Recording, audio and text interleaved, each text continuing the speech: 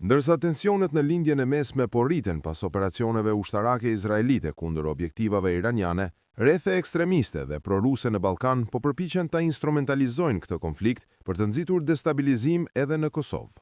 Në disa kanale të njohura në platformën Telegram, përfshirë Buntje Shtënja e Duhës, i cili numëron mbi 80.000 ndjekës, janë publikuar mesazhe që synojnë drejt për drejt praninë ushtarake amerikane në Kosovë, konkretisht bazën Bondsteel, e vendosur në afërsi të Gjilanit.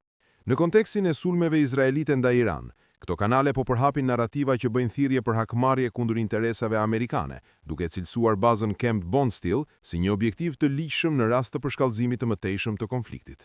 Mesazhet janë të shoqëruara me gjumë nxitse dhe retorikë armiqësore që synon të mobilizojnë ndjekësit e këtyre kanaleve për veprime të dhunshme.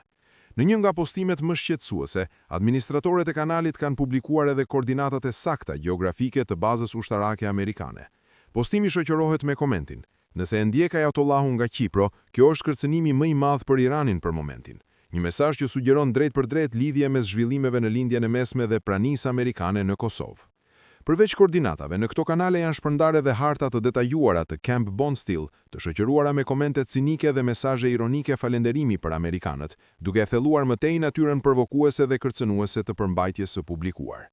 Ekspertët e sigurisë vlerësojnë se publikimi të dhënave të tilla dhe thirrjet e hapura për dhunë përbëjnë një rrezik serioz për sigurinë, jo vetëm të personelit amerikan, por edhe për stabilitetin e përgjithshëm në Kosovë dhe rajon.